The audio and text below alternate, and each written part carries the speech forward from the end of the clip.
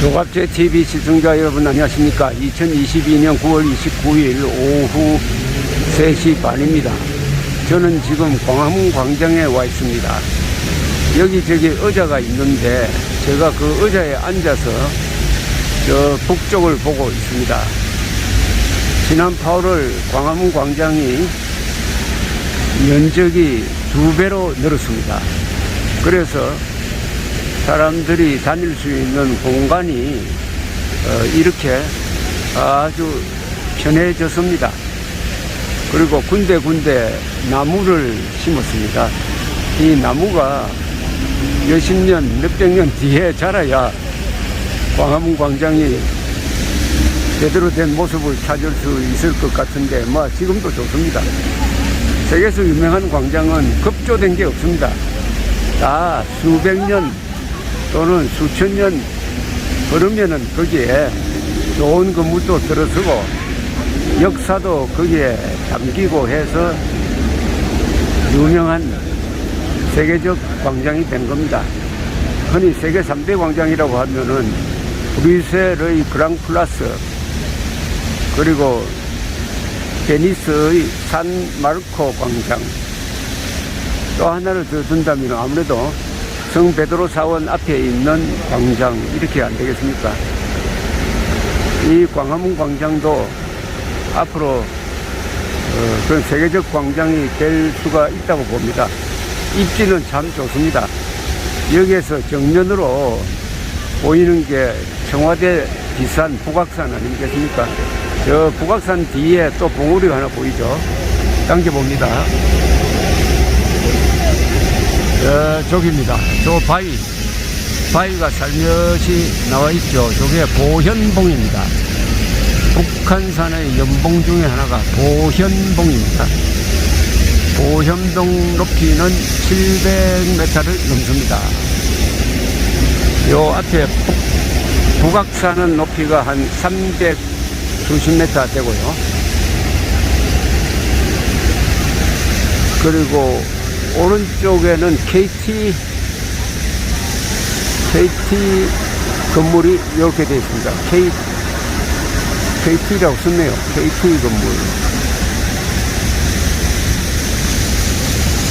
저 오른쪽에는 1968년에 세운 이순신 동상이 있습니다. 이 이순신 동상은 조각가 김경성 씨가 만든 것입니다. 저기 잘 써진 명문이 새겨져 있는데 그 명문은 이은상 선생이 글을 썼습니다. 여기 정면으로 있는 게 교보생명이죠. 교보생명은 항상 여기에 글자판을 운영하고 있습니다. 한 달에 한 번씩 바꾸는데 이번에는 또 뭐라고 쓰는지 한번 볼까요? 예, 저렇게 써놨네요. 우리는 언제나 두드리고 싶은 것이 있다. 그것이 창이든 어둠이든 또는 별이든.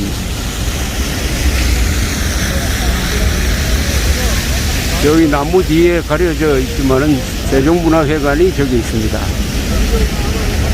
정면으로는 광화문이 보이고 광화문 너머에는 경복궁이 있고 왼쪽으로 가려져 있지만 청와대도 보입니다.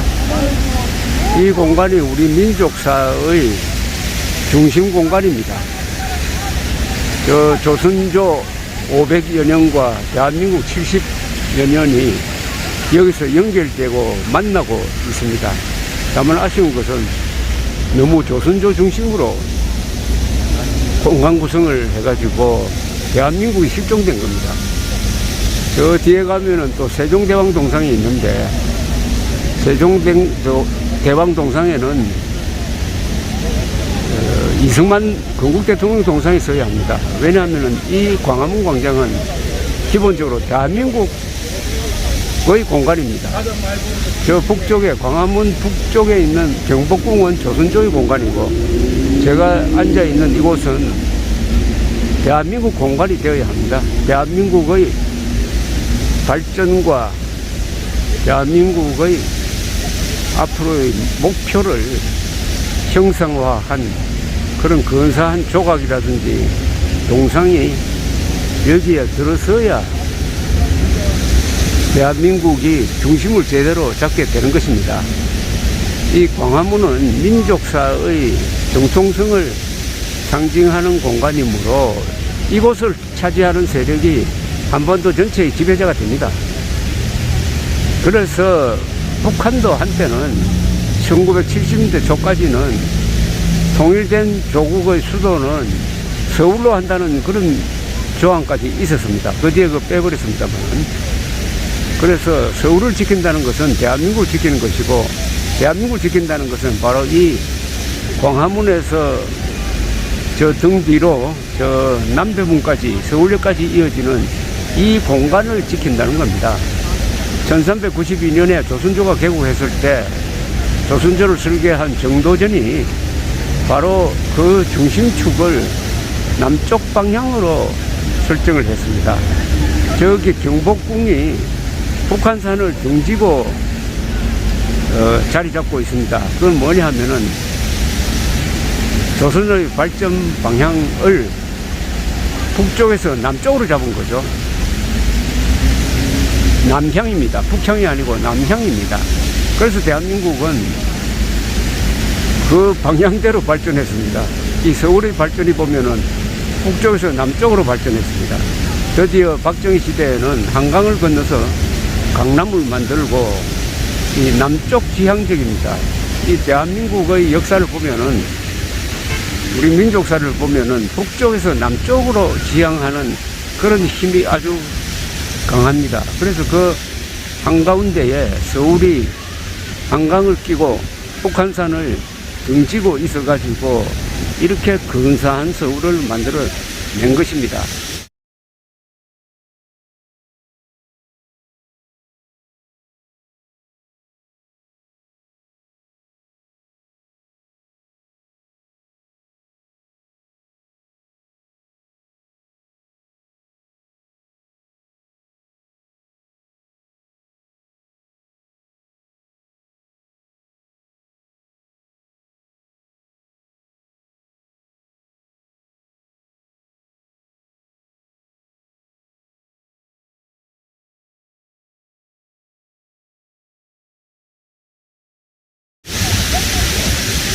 세계 도심 풍경 중에서 지금 제가 보고 있는 이런 풍경을 가진 도시, 큰 도시는 많지 않습니다.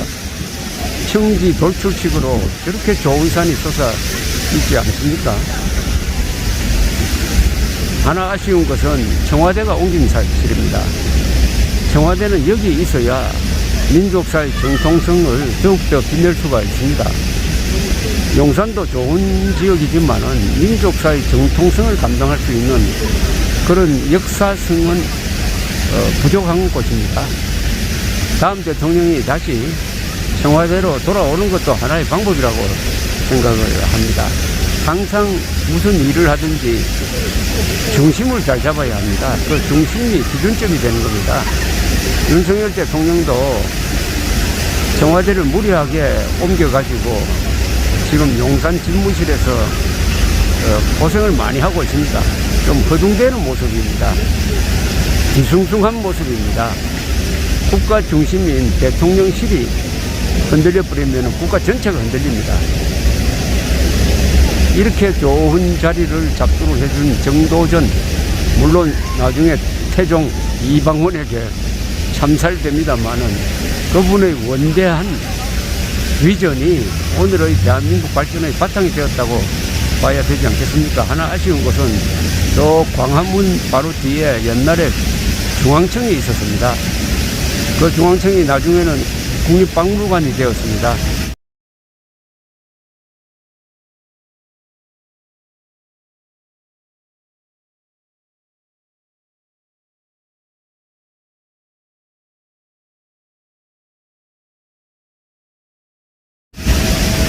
물론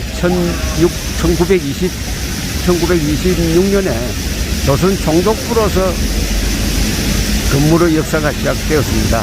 그러나 조선 총독부 시절은 끝나고 해방된 다음에 나라가 건국되니까 그 건물이 중앙청으로 쓰이면서 역사적인 일들이 다 그 건물 중심으로 이루어졌습니다.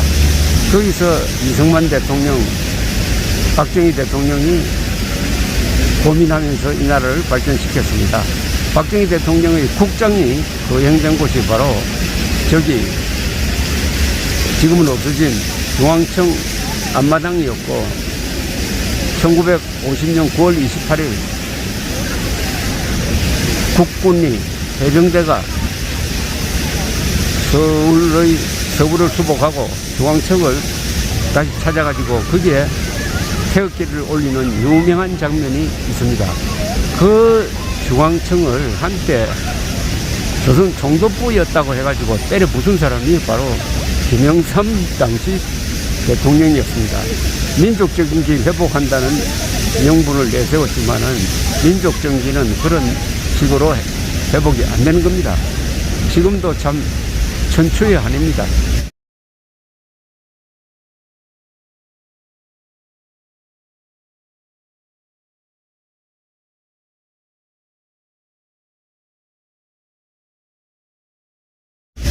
저기 중앙청이 있어야 됩니다. 그 중앙청과 이 광화문 광장과 그 뒤에 있는 조선이 딱 연결될 때 거기에 민족사적 정통성이 생기는 것입니다. 건물은 역사입니다. 역사적 건물을 없애는 것은 역사 파괴 그 자체인 것입니다. 윤석열 대통령도 이런 대목에서는 좀 귀담아 들으실 필요가 있다는 생각이 듭니다. 감사합니다.